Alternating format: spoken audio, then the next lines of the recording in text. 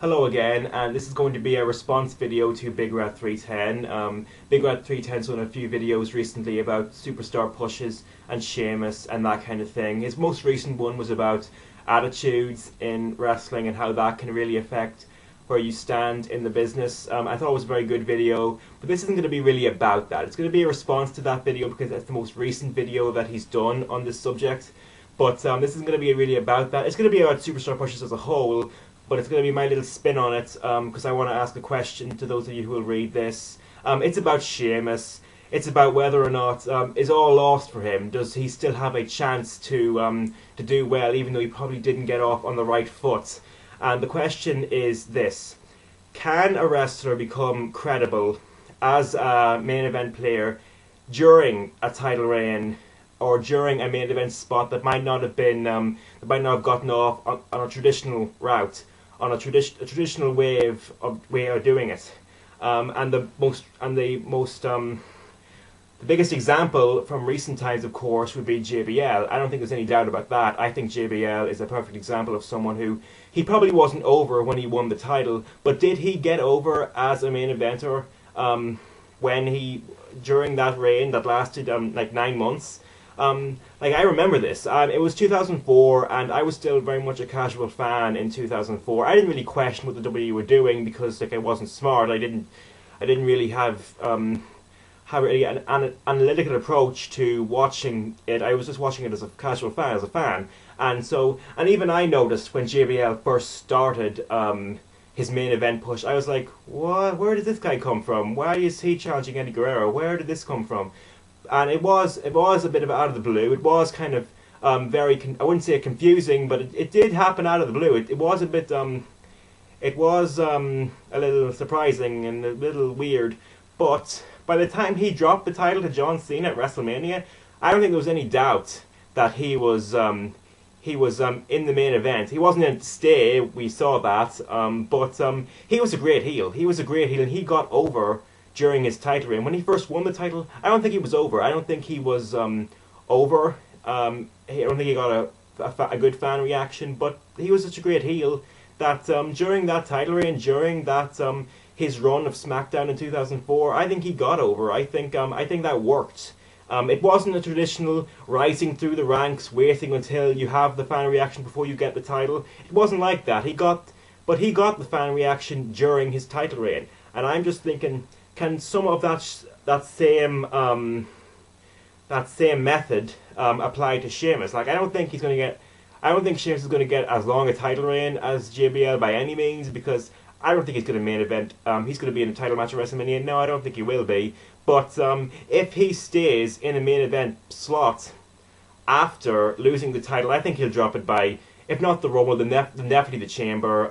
He's going to lose it. But if he stays in a main event slot until he gets over in some way, like, is that really a bad thing? Because there's been rumors that we're going to see Sheamus against Triple H at WrestleMania, and that wouldn't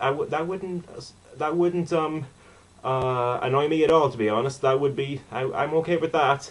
If it was for the title, yeah, I'd have a bit of a problem with it, but if it's not, that works for me, because, well, partly because Triple H won't be in the WWE Championship match. That's part of it. But you know, Sheamus, if he stays in the main event spot and starts doing some interesting things to get himself over, then I don't think that they've done a bad thing by putting the belt on him. Now, if the last 3 weeks of Raw are any indication of what they were planning on doing with him, then you know, this is just wishful thinking on my part. This is just how I think it would work, because based on these last 3 weeks of Raw, they're messing this up in so many different ways. It's a mixed bag with Sheamus and what kind of heel he is playing, and the main event of last week's Raw is just, this past week's Raw is just a big example of that, because he gets himself disqualified. That's a chicken shit heel thing to do, and then at the show closes with him giving the bicycle kicks to Cena and standing dominant like a badass heel. So, like, what do you want him to be? Like, I want him to be a badass heel. I want him to be like a Batista type heel, because I think we've already seen a chicken shit cowardly heel with Orton. I don't think there's anyone who would do it better than he did. He really did a good job of making you, like, really hate him, I suppose.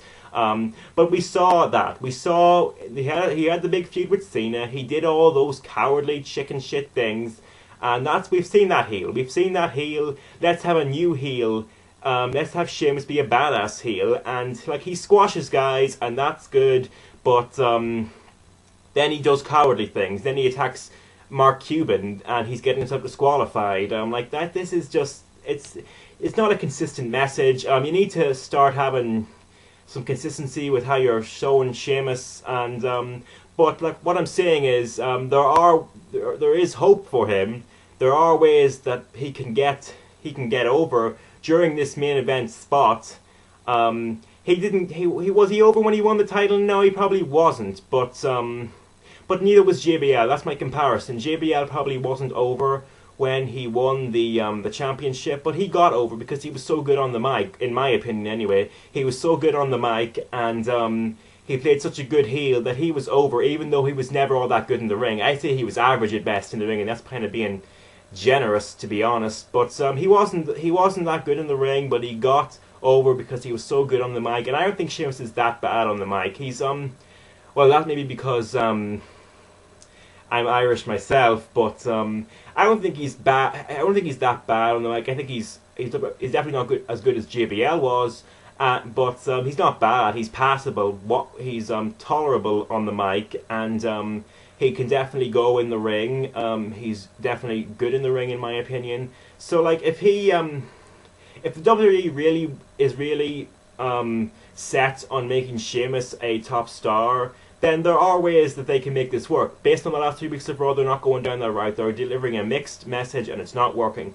Then again, has the build to the Rumble really started? No, not really. They've barely mentioned it, really.